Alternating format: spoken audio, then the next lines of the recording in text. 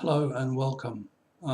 Today I'd like to talk a bit about my experience with Buddhism, and I'd really like to talk off the top of my head rather than having done any research into Buddhism or remember or go back to various books I'd read in order to prepare notes, because I don't want to do that, because I think Buddhism is a kind of a practical philosophy. Um, it demands you to be able to meet situations, perhaps difficult situations in life, without running away to a textbook and looking up, what should I say here?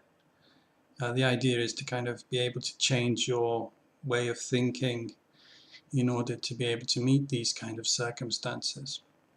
It also has a far more radical agenda, which is to attain, as the Buddha did, something called enlightenment. The Buddha went through various stages in his life, a kind of hedonistic start, and then he had this kind of, I don't think it was a midlife crisis, I think he was about 20, where he saw this aged old man, a sick man, and realized that he too would die, and all these kind of indulgences in this pleasure palace wouldn't help him to come to terms with life. He's profoundly dissatisfied, and so he went off on this kind of journey of austerities and talked to philosophers and so on. But he took a wrong path. He sort of thought by sort of torturing himself, deliberately putting dangers and difficulties in his way, he would somehow be able to, I don't know, strengthen his mind and to come to some understanding that way. And after a long time, he realized that this was pointless. So one of the things to realize with the Buddha is, as a sort of religious figure, a leader, although he didn't wish to be described that way, he's a man who messed up. He made the wrong decisions. It's quite unusual. I think other religions and even other ideas, people would try to downplay the idea that the leader sort of messed up. This one certainly did. Also, there's no evidence he actually existed. There's no proof he existed, and Buddhists seem to be quite happy with that concept. It's quite unusual as well. Ultimately, it doesn't matter.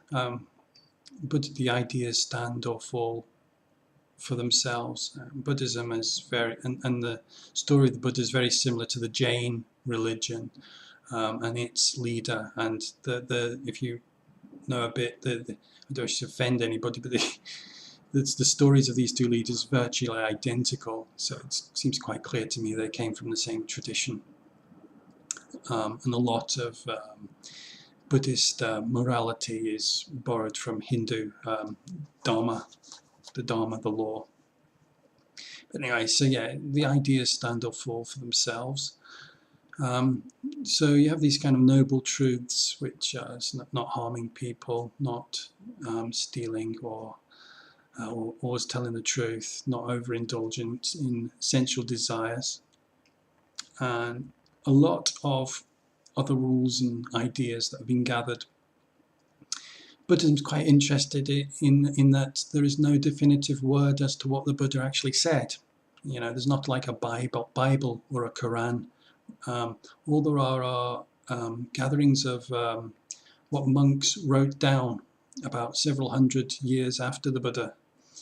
And they tend to always begin, I heard, or so I was told. And so there's always a distancing from the truth.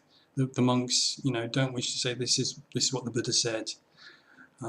You get this kind of folk tradition of what probably he said, and so straight away the emphasis is put on you to decide the truth or falsity of each of the statements that is being made, Buddhist statements, and it's up to you to reject them as you will. And the overwhelming majority of mankind, well, probably, have other things to do, so they don't even look at Buddhist ideas. And so this very small majority are quite interested for whatever reason.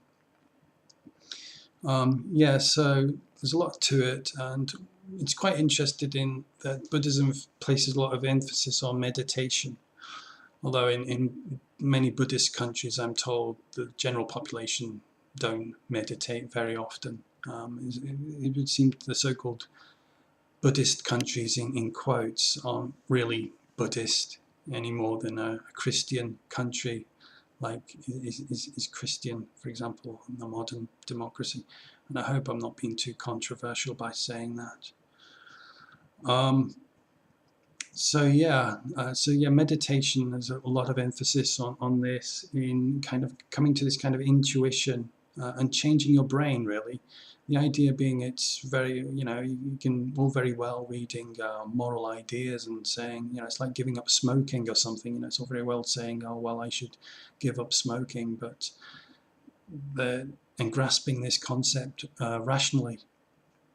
But unless the change is made in your mind and presumably your heart, whatever that means, and the will is there, then it doesn't mean a thing. People can be full of all sorts of noble ideas, and unless they act upon them, it doesn't mean a thing. And so meditation, by calming the mind, focusing on the breath and so on, is supposed to lead to a change in the mind and to make you a better person. And from my own experience, I would say perhaps it does, to a small extent, although it may just be that as I'm growing older, I'm growing wiser in my ways, so it's hard to say. But I would certainly not regard my experience with Buddhism in a negative light. I wouldn't have thought there was any disbenefit to it, far from it. But it is a kind of journey towards becoming, say, a monk. There's a kind of logical journey to follow in the path of the Buddha. And I think most people in a Western society, you can't do that realistically. Well, I certainly can't. I'm married with a child. And so, as the Buddha left his family and so forth, but I've no particular desire to do that. And so you can only, I think, in a Western society take Buddhism so far. You have to, as the Buddha said, it is a boat to cross a river. And once you eat, or like a medicine to help with various problems. But once these problems have gone, you don't just take medicine just for the sake of it. Or if you're a healthy person, you don't hang around a hospital listening to the words of Dr. Buddha. So I think that once you are well, cured to a certain extent, then it's up to you to go back to the world you live in and come to terms with it. Come to terms with the relationships you have, or form new ones if you don't have. Yeah, so there's an awful lot to it. There's quite a bit of a contradiction in it, in that there's a tremendous amount of theory, and yet the Buddha, meditation, you're trying to let go of things, let go of concepts and ideas, and all truths are meaningless, including Buddhist ones in Buddhist theory. But of course, the Buddhist canon and the sutra is massive, and Buddhists, often spend a lot of their time making videos like this, for example, rather than in meditation. But such is the way of life, and life is a contradiction. It is suffering, and it is not possible to reach the true state of things, as the Buddhists say. So in terms of things to do, there is probably a lot worse things you could be doing. So I would give it a thumbs up, and advise anybody that it's well worth having a look at, as long as you keep your eyes open and your wits about you. Thank you.